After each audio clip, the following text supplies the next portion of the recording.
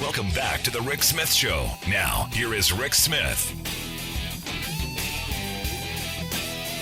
So the question now becomes with Donald Trump at Walter Reed and his ability to lead uncertain. What happens to, well, the business of we the people? What happens to a coronavirus relief bill? What happens going forward? What happens to the Supreme Court nominee? Especially now that you've got a couple of senators who are have now tested positive. Here to share some thoughts on what this might look like, I've asked a longtime Washington insider, our good friend Bob Weiner, to come talk with us, president of Weiner and Associates. Bob, thanks for taking time for us. Rick, it's a hoax. It's fake news. Trump's really still at the White House. Is that what it is? Is that where you're going? Because I'll tell you. No, I honestly, No. last night when I first heard it, I'm going, I don't know that I buy it. I don't know that I believe it. Yeah, I know. But what is a hoax is how serious it is. Zeke Emanuel was just on Rachel Maddow saying he's got a 5 to 15% chance of dying, being that he's 70 plus geez, so were some of us. But he's in his mid 70s. He's obese. He's got fever. He's had fever all day.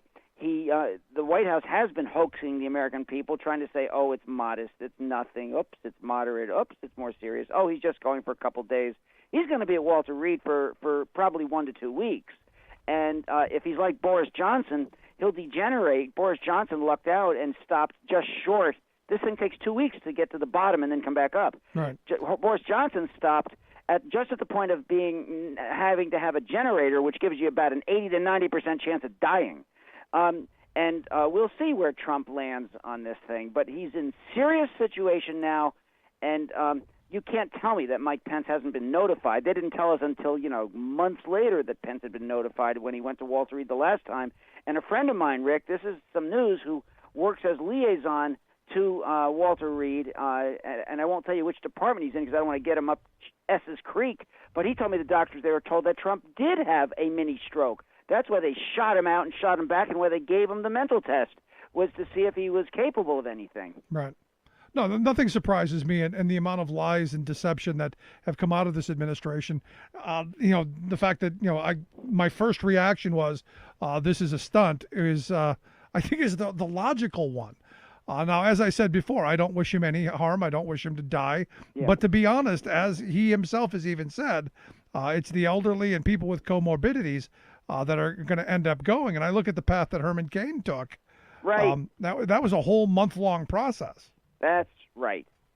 This guy has dug his own grave. Your first reaction should be sympathy, but in this case, I want to know, honestly, which of the kind of listeners you have and the friends that I have don't say, we don't want him to die, but we want him to suffer. This is justice for his throwing this hoax and throwing 210,000 now tonight deaths at the American people because he didn't take the steps and wouldn't do what the CDC says and wear a mask which protects you the 95%.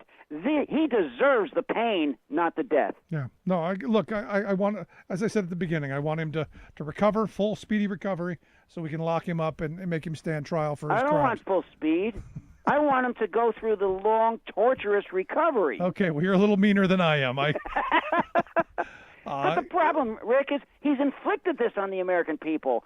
Think of all your friends and people. I have friends, and I run. I'm in Masters Track, and I've got a couple of Masters Track people who got this thing. I've got family who was in denial on the need for masks. Not Pat. My wife is a PhD, and she's brilliant, but, I won't say who the family members are. Yeah. So, there are people who bought Trump's BS, yep. And they've suffered because of it, and suffered mightily, and our schools are suffering, and the 1/3 of small businesses that aren't reopening are suffering. The 30,000 airline pilots, employees that were fired today and yesterday are suffering. The economy as a whole is suffering.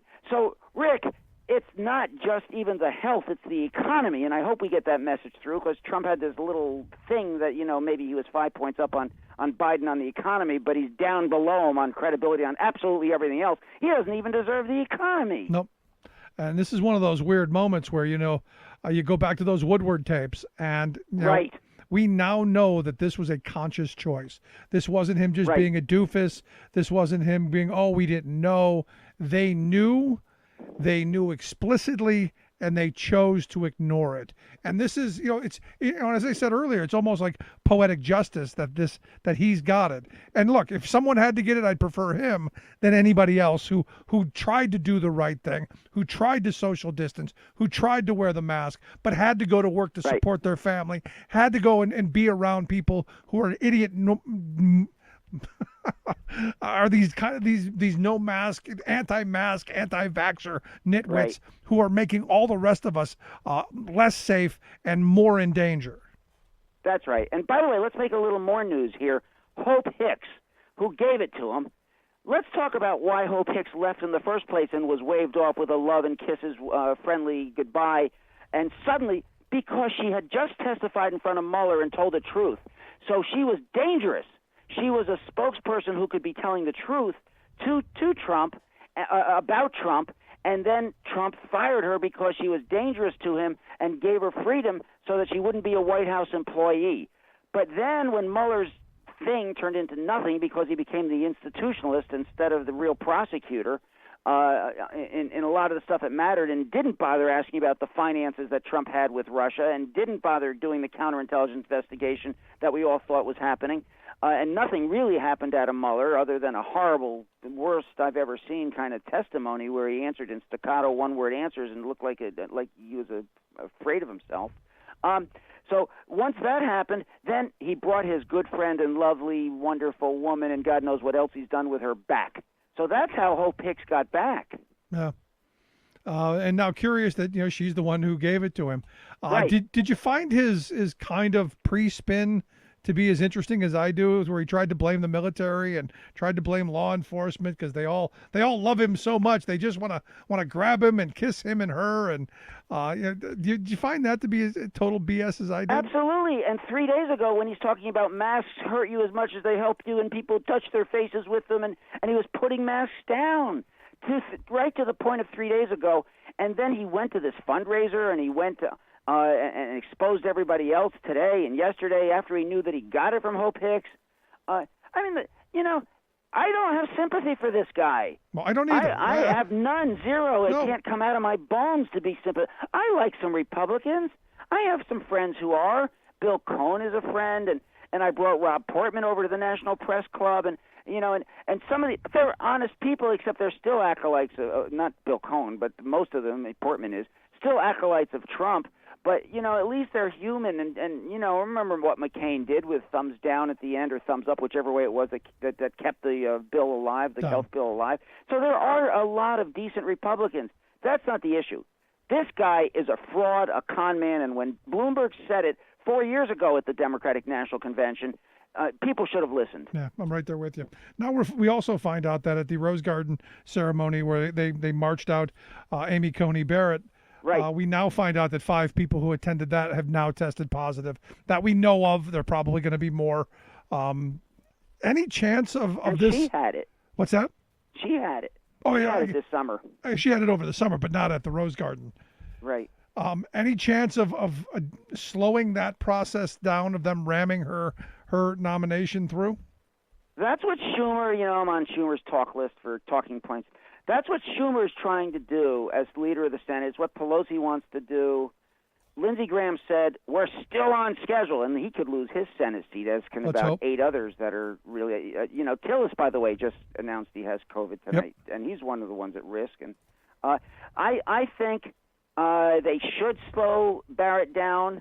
Schumer's point and other Democrats' point, but it's all Democrats' point, is that there's never been a hearing of a judge where you didn't do it in person. They're talking about doing it as virtual hearing now.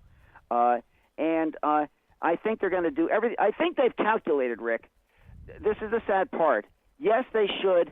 Yes, the argument is there to do it, but the merits don't count. They may have calculated that they're going to get so creamed in the elections they might as well do a scorched earth policy and get what they can beforehand, and that includes the judge. Yep. So they're just going to give up a few points more in the election, grab the 9th judge, and take the hit. I think they may have made that calculation. No, clearly. I mean, I've been saying that from the start. They're going to get their 6-3 majority, and I hope the Democrats find a spine, because now all bets are off. Rules don't matter anymore, and I hope they do expand the court. We're down this path where. Yeah.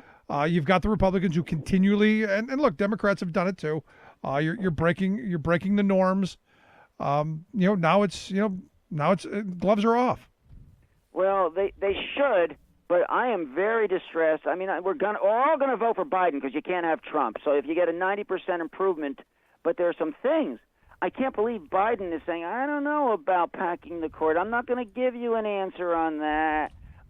He's being waffly on that. Yeah. And his first answer was, no, I'm not going to do it. Then he moved at least to waffling. So maybe he can be moved to actually doing it. I absolutely agree with you that maybe don't go to 3, which is a takeover, but go to 2 extra judges because they stole 2. Yep. They stole this one, and they stole Obama's pick with Merrick Garland. So no, I say you go to where you even the court, to where you actually have to have someone change their vote. You actually have to have a swing vote. I don't want to pack it to the point to where now you're you've all now. right with 2 and not 3. Is that right? Well, it'll be a 6-3 majority with Barrett on the court, right? Right. So if you So that put would 3 make it on the 6 to court, you're 5. even. If you put 4 on the court, now you've swung the So balance. you do want 3. I don't think we're going to get that. I think the best we're going to get, if we get any, is 2. And yes, we should. But you know what? Here's the other thing. They can do all they want. If we have the Senate, the House, and the White House, they're going to fix Obamacare. They're going to put the stuff back in. They're going to fix the exchanges. They're going to make sure that Medicaid is put back in. Whatever the court puts down, they're going to do a legislative fix. It'll be first up. And the court has to give time. They can't make everybody with corona, the 209,000 people that died, right, but the 7 million that got it, they can't make all of them pre-existing conditions ineligible for insurance. They just can't do it. Right. Plus the 130,000, and how Trump can say it's not 100,000 people. Yeah, it is 130,000 people. That's the number of people that have pre-existing conditions that are now protected by Obamacare. No, it'd be million. 130 million, excuse me. Thank you very much, people. So they can't not allow that. Rick, I remember when I hosted Price and I hosted Waldron. Price, who became HHS secretary, he was a congressman, and Waldron, when he was chair of the Republican campaign, I asked, what are you going to do? Because it's always we're going to repeal and replace. What are you going to replace? Okay, so if you replace it, what are you going to do about the children that are dropped? Oh, we'll put that back in. What are you going to do about the pre-existing conditions? Oh, we're going to put that back in. What are you going to do about the seniors' donut? Oh, we're going to protect the seniors and drug prices and donut hole. Well, by the time you're done, they're doing Obamacare. Exactly. So that's why they've never done a replacement, because it has to be Obamacare. Well, they don't want to put anything on paper because then you can tear it apart. That's why Right. Trump is protecting his secret plan so much. No, it's coming out in 2 weeks. Again. Yeah, again. Yeah, I'm holding my breath. Again. Yeah, right. That ain't happening. Now here's the other thing. Let's finish up on this line of thought, because now with Trump, there's a potential that he may be incapacitated for a bit of time, which means Right. Pence is gonna ascend to the presidency. Pardon deal. Come again? Pardon deal. If Pence is president for 1 second, he's going to strike the deal with Trump to be. Trump's going to strike the deal that I get pardoned. There you go. Pardoned. Okay, that's interesting. But let's say he doesn't come back. Now we've got a new election with Pence at the top of the ticket. Does that I make thought of this that. any more competitive? Do you think? Especially if he He's pulls such in a someone Trump someone like Nikki Haley. He's such a Trump acolyte. Well, and pick Nikki Haley for vice. Yeah, that's all possible. But Trump isn't going to let that happen. That's unlikely. I also think that the American people are so sick of the whole thing. Ford couldn't get reelected, right? So I think, first of all, Pence will have had to commit. Everybody will know that Pence will pardon Trump, and so that's going to knock him out. And everything else, there's so much on Pence. He knows everything. He was responsible and never got hit for all the Russia stuff. He was the head of the Trump defense on that, and so I just don't think that the American people will be sympathetic with Pence either with his positions, because he's been so supportive of Trump. Right. So do you agree with the Politico article today that the campaign's basically screwed because this really refocuses all of the issues on this campaign back to the virus? Yes, I think that's absolutely true. The only thing I'm thinking where it could move the other way is if this is the biggest fraud in the history of mankind, and Trump is pretending. I mean, he knows he's a losing dead duck. Maybe he thinks he's going to, in a matter of a week or two, come back and say, I'm healed, I'm better, and see, and then try to get the sympathy vote and think he's going to get it that way. But I don't think even that's going to work. But that's the only way, the only conspiracy that I think he's a TV reality show person to the end. And this could be the ultimate reality performance. No, and that was right where my thought went. He's going to take a couple of days, maybe a week, and he's going to walk through it, say, "Hey, I went through it. It wasn't a big deal. Hydroxychloroquine." Yeah. And that's or now this magical experimental drug that they're giving. Yeah, the one that actually does do a little bit of good. I watched Rachel tonight, and it has, it cuts your time of how much hospitalization in half. It cuts the seriousness in half in the 275 people that were tested with it, and it does seem promising. Yeah. At least it isn't hydroxychloroquine that. Yeah, but here's the thing, and Bob. it isn't remdesivir, and it isn't the other. It isn't the plasma, and the remdesivir actually does work. Steroids. There are some things that work. Sure. The medical science says work a little bit. Yeah, and but so maybe this is one of them, and maybe it'll help them. Yeah, 275 people was tested on. Are you going to Right. really jump right to the experimental drug on the most powerful person in the world? And give them the maximum dose. Yeah, I'm struggling with Which is that. what they did. I'm struggling So with that's what tells everybody, and it told Zeke Emanuel, this thing is more serious than anybody is letting on in his case. Exactly. It just is what it is. But Bob, I appreciate the time as always. Love your insight. Thanks so much, man. It's great, Rick. Take care. Thank you very much. Good stuff. Bye. Our good friend Bob Weiner, Robert Weiner and Associates. Make sure you check out the work that they do.